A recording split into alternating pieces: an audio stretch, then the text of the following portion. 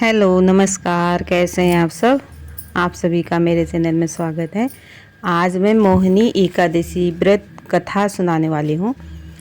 अगर आप ना मोहिनी एकादशी का पूजन करते हैं तो उसमें व्रत कथा सुनना बहुत ज़रूरी होता है।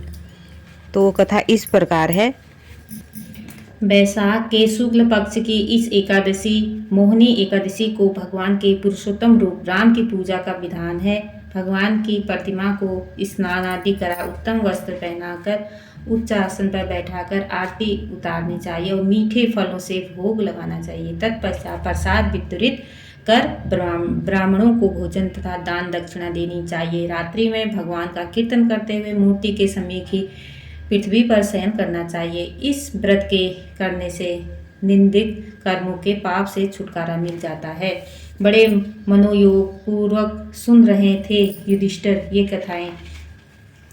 अब उन्होंने विनती भाव से कहा, हे नटवर नागर, वैशाख मास के शुक्ल पक्ष की एकादशी के बारे में भी कथा सहित सब बातें मुझे उसी प्रकार बतलाइए जैसे आपने अब तक बतलाई हैं। भगवान कृष्ण ने कहा, हे कुंती पुत्र, जब सीता जी के वनवास के बाद रामचंद्र जी बहुत व्यस्तित थे, तब उन्होंने वशिष्ठ जी से पूछा था कि गुरुदेव, मुझे कोई ऐसा व्रत बताइए जिससे समस्त दुखों, संतापों और पापों का क्षय होकर मेरे हृदय को शांति मिले। उस समय वशिष्ठ जी ने जो उत्तर दिया वह मैं तुम्हें सुनाता हूँ। महर्षि वशिष्ठ जी ने कहा, राम आपने हे राम, आपने कोई पाप नहीं किया।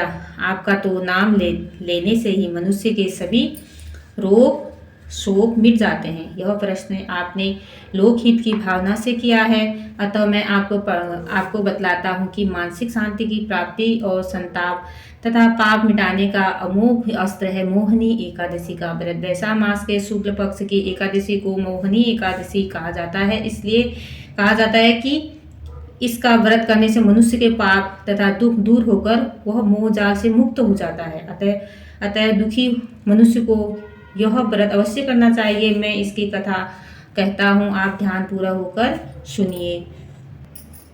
सरस्वती नदी के किनारे बसी सुंदर और संपन्न नगरी भद्रावती में धूतिमान नाम का चंद्रवंशी राजा राज्य करता था। इसी नगर में धन धान्य से परिपूर्ण धनपाल नामक एक वैश्य भी रहता था। वह वैश्य अत्यंत धर्मात्मा एवं विष्णु भक्त था।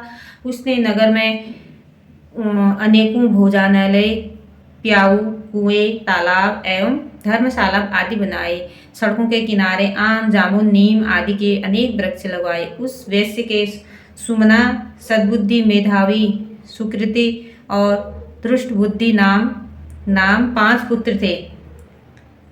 उनके 4 पुत्र तो धर्मात्मा थे, परंतु सबसे छोटा बेटा धृति बुद्धि महापापी, लंपट और दुराचारी था। वह वैश्याओं और दुराचारी मनुष्यों की संगति में रहकर जुआ खेलता, दूसरों की स्त्री के साथ भोग विलास करता तथा मद मांस का सेवन करता। इस प्रकार अनेक कुकर्म में फंसकर वह अपने पिता के धन को नष्ट करता था। इन्हीं कारणों से उसके पिता, भाइयों तथा कुटुंबियों ने उसको घर से निकाल दिया। घर से निकाल देने के बाद वह सब धन नष्ट हो जाने पर वेश्याओं तथा दुष्ट संगी साथियों ने उसका साथ छोड़ दिया। अब वह भूख और प्यास से अत्यंत दुखी रहने लगा। तब उसने रात्रि के समय चोरी करना प्रारंभ कर दिया। एक दिन वह पकड़ा गया, परंतु राज्य कर्मचारियों ने उसे वैश्य का पुत्र जानकर छोड़ दिया। परंतु जब दूसरी बार पकड़ा गया तो उन्होंने राजा के सामने उपस्थित कर दिया। राजा ने उसे दंडित कर कारागार में बंद कर दिया। कारागार में राजा ने उसको बहुत दुख दिए और फिर नगर से निकाल दिया। अब तो वह वन में रहकर जानवरों के शिकार पर अपना जीवन यापन करने लगा। एक दिन भूख प्यास से व्याकुल वह शिकार का पीछा करते करते कौंडिन्य ऋषि के आश्रम में जा पहुंचा। उस समय वैशाख मास था और कौंडिन्य ऋषि गंगा स्नान कर रहे थे। उसके भीगे वस्त्रों के छींटे पड़ने से उसको कुछ सद्बुद्धि प्राप्त हुई और वह मुनि के सामने हाथ जोड़ के कहने लगा, हे मुनिवर, मैंने अपने जीवन में बहुत पाप किए हैं, अतः आप उस पापों से छूटने का कोई साधारण और बिना व्यय का उपाय बतलाइए।